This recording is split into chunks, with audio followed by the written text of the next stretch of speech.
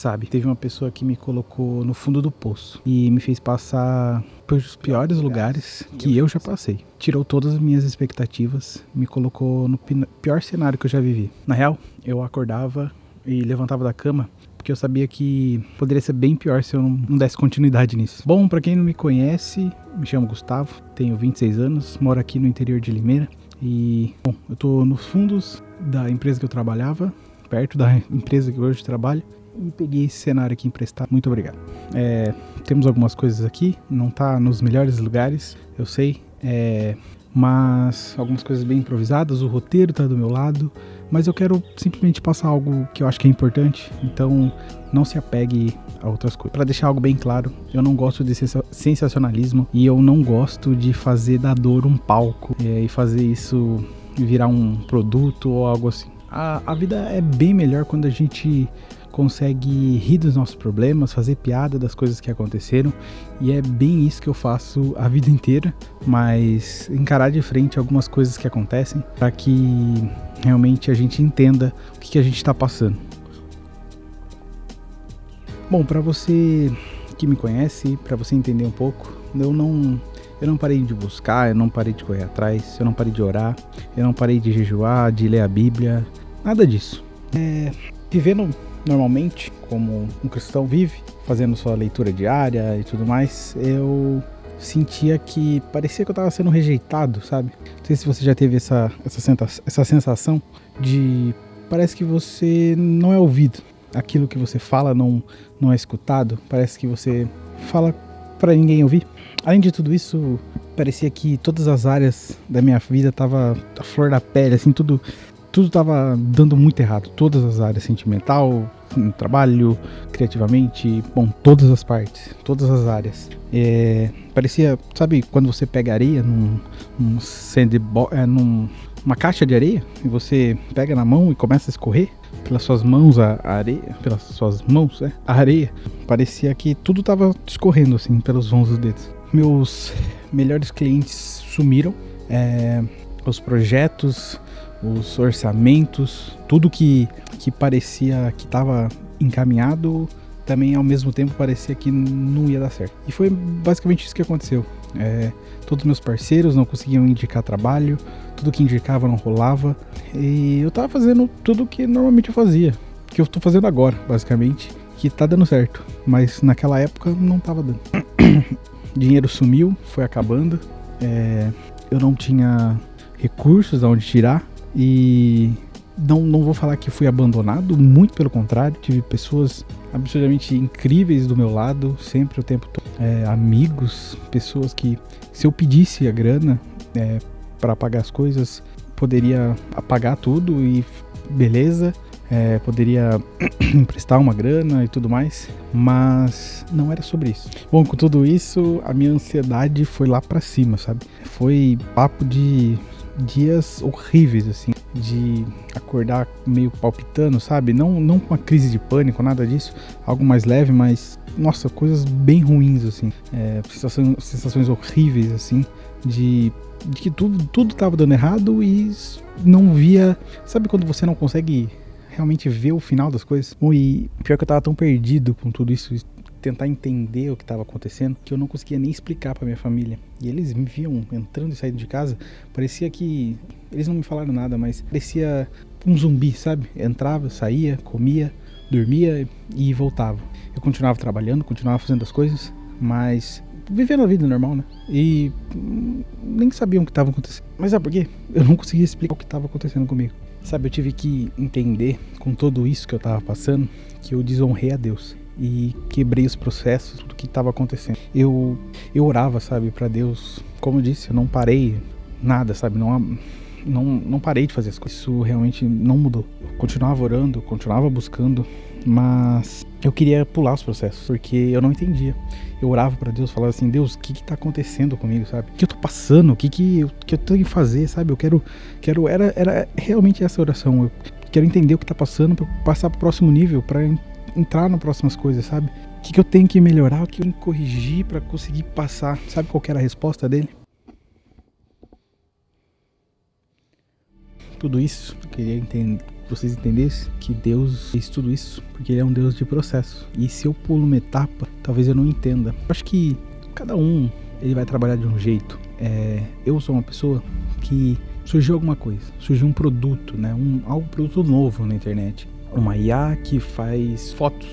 E eu não quero usar a IA para fazer foto. Eu quero entender o prompt ou qual foi a programação que foi usada para fazer isso. Eu entendo a base das coisas. Então, se eu pulasse os processos, talvez eu não entenderia a base de tudo isso. E Deus ia simplesmente tá matando eu novamente e acabando com tudo que eu poderia poderia estar construindo.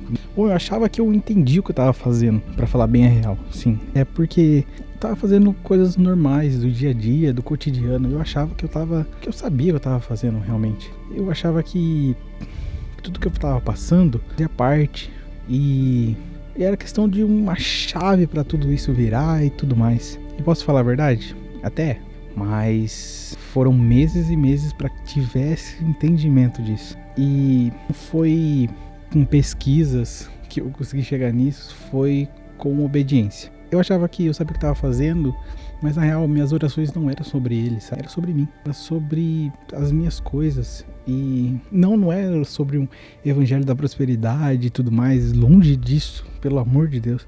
Mas as orações eram totalmente... Eu buscava Deus, não como quem Ele é, e sim como realmente eu conheço. Às vezes a gente tem uma visão das coisas que você não consegue construir algo que você não vê. Então, Deus, no plano dele, Ele consegue ter a dimensão das coisas totalmente diferente da nossa. E às vezes a gente acha que fazer tal coisa, X coisa aconteça, Y tem que acontecer, e é isso. E às vezes o processo dele é diferente. E a gente ora baseado nisso, e às vezes, muitas das vezes, a gente só vê única saída, sabe? Assim como o cabresto do cavalo mesmo, né? Que faz ele só olhar pra frente e não pega toda a panorâmica, né? Tudo que tá em volta. E às vezes é isso, sabe? Nós enxergamos Deus a partir daquilo que nós conhecemos dele. Só que ele não é a partir do que nós conhecemos. Ele é muito mais do que isso. E a gente às vezes não consegue enxergar. E nós pedimos e nós buscamos ele na medida daquilo que nós conhecemos. Então é por isso que muitas das vezes a nossa oração tem que ser: Deus, que nós possamos te conhecer cada vez mais. Porque a maneira com que ele trabalha é diferente da maneira com que nós pensamos que ele trabalha. Então eu vou ler e eu vou pegar alguns trechos de uma carta que eu escrevi depois que tudo começou a mudar, depois que tudo começou a melhorar.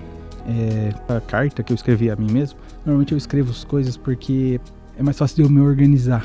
E, bom, vamos lá. Gustavo, as coisas estão começando a melhorar. Deus ouviu o teu clamor, o avivamento que tanto orou começou a queimar dentro de você. E quando você priorizou a presença de Deus, Ele cuidou de tudo. As contas começaram a ser pagas, o trabalho voltou. Mas não foi porque você correu atrás disso, foi porque você correu atrás de Deus. Cuidado, porque existe um grande problema que às vezes você acha que você está buscando Deus, mas na verdade você está buscando suas próprias paixões, sabe? Por que você ora? Pelo que você ora? Pelo que você jejua? Pelo que você lê a Bíblia? Qual que é o motivo? Bom, se o motivo não for simplesmente para estar com Deus, para conhecer Deus, para ter a presença dele com você vai quebrar, muito provavelmente. E isso aqui é um papo de amigo, saca? As 3 marcas de quem é cheio do Espírito Santo. Eu preparei esses 3 tópicos para você meditar. Talvez seja melhor para você entender. Dependência total. Quem depende de Deus não vive para acumular, vive para obedecer. Ninguém pode servir a 2 senhores. Mateus 6:24. Essa é a referência que eu tenho. Eu quero que você tenha uma noção que talvez você... Eu não sou contra o trabalho, muito pelo contrário.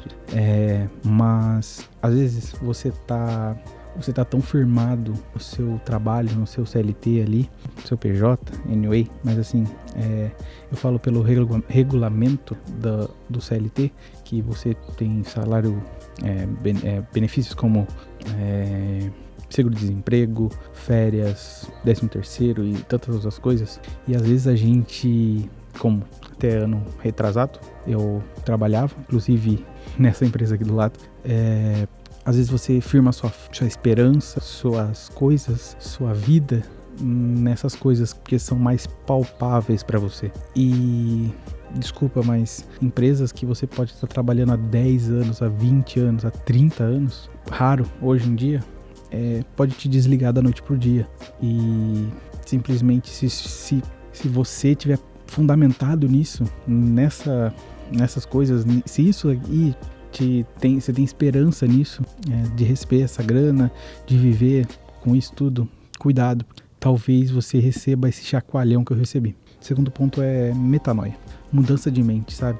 Paulo, ele era perseguidor do povo e ele simplesmente virou proclamador do evangelho. Percebe que na perseguição para perseguido é uma diferença totalmente, assim, você está trilhando um caminho e você virar, não é andar de lado, não é desviar, é virar, é totalmente uma mudança absurda de mente. Uma pessoa que é cheia do Espírito Santo, ela tem uma mudança de mente total, assim. Não vou falar que é da noite pro dia, mas a ação de mudar, ela tem que ser imediata quando você percebe que você agora é povo de Deus, escolhido. As pombas tá no pique.